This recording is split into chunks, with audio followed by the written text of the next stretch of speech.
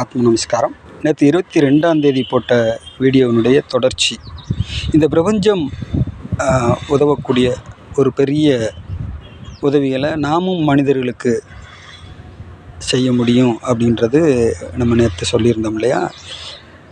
அப்போ பல சம்பவங்கள் நிகழ்ந்திருந்தாலும் மனித வாழ்க்கையோட பின்னி இருக்கக்கூடிய ஒரு விஷயத்தை, ஒரு தகவலை உங்களுக்கு சொன்னால் உங்களுக்கு பயனுள்ளதாகவும் இருக்கும். நீங்களும் கொஞ்சம் கவனம் செலுத்தி கேட்பீங்க. உங்களுக்கும் கொஞ்சம் புரியுன்றதுனால இந்த தகவலை நம்ம சூஸ் பண்ணியிருக்கோம்.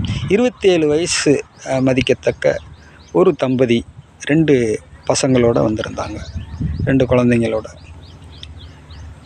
அப்போ நம்ம முன்னாடி உக்காந்துட்டு அந்த அம்மா பேச ஆரம்பித்தாங்க.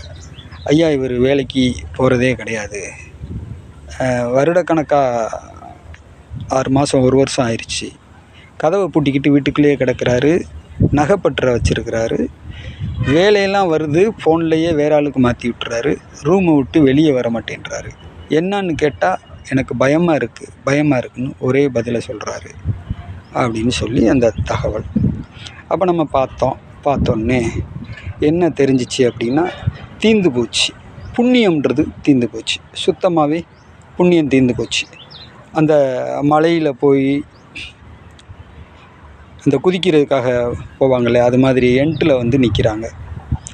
அப்போ புண்ணியம்ன்றதே சுத்தமாக இல்லை. அடுத்த ஸ்டெப்பு அவருக்கு எடுத்து வைக்கிறதுக்கு வாய்ப்பே இல்லை. அப்போ முடிவுக்கு வந்துருச்சு. அப்போ இதுக்கு என்ன பண்ணலாம் அப்படின்னு தகவல் சொன்னேன். உங்கள் தகப்பனாரை வர சொல்ல முடியுமான்னு. அவருக்கு ஆன்மீகம்னா சுத்தமாக பிடிக்காது அப்படின்ற தகவலை சொன்னாப்புல. ஆஹா, அப்போ வேறு என்னடா, 2 பசங்க கையில் இருக்கிறாங்க, அவங்களுடைய வாழ்க்கை இருக்குது. அப்போ இதுக்கு ஏதாவது பண்ணியே ஆகணும் அப்படின்னு. அப்போ நான் சொல்கிறத செய்வியா அப்படின்னு கேட்டேன். செய்வீங்கயா அப்படின்னாப்புல. சரி, உங்கள் அப்பாவுக்கு உயிரோடு இருக்கும்போதே உங்கள் அப்பாவுக்கு திதி கொடுத்துரு அப்படின்னு உட்கார வச்சு, கற்பனையிலேயே திதி கொடுக்க வச்சு, மறுபடி அவர்லேருந்து 1லேருந்து ஸ்டார்ட் பண்ணி அந்த வண்டியை ஓட வச்சோம். அதுக்கப்புறம் அவர் ஆட்டோமேட்டிக்காக பழைய நிலைமைக்கு திரும்பி, இதிலிருந்து என்ன புரியுது, நீங்கள் என்ன புரிஞ்சுக்கிடணும் அப்படின்னா, 8 கால் பூச்சி எப்படி தன்னுடைய பசையை வச்சு கூடு கட்டிக்கிட்டு இருக்கும், ஒரு நாள் தீர்ந்து போனோன்னு அது கதை முடிஞ்சிடும், செத்து போயிடும். அதுபோல தான் இந்த புண்ணியம்ன்றது என்னைக்கு தீர்ந்துச்சோ அன்னைக்கு நம்ம லைஃப் ஸ்டக் ஆயிரும். நம்மளுடைய வாரிசுகள் அடுத்த ஸ்டெப் எடுத்து வைக்க முடியாது.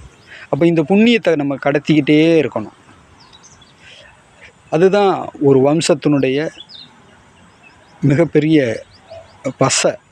புண்ணியம்ன்றது தான் நம்ம ஓடிக்கிட்டு இருக்க அந்த வண்டியினுடைய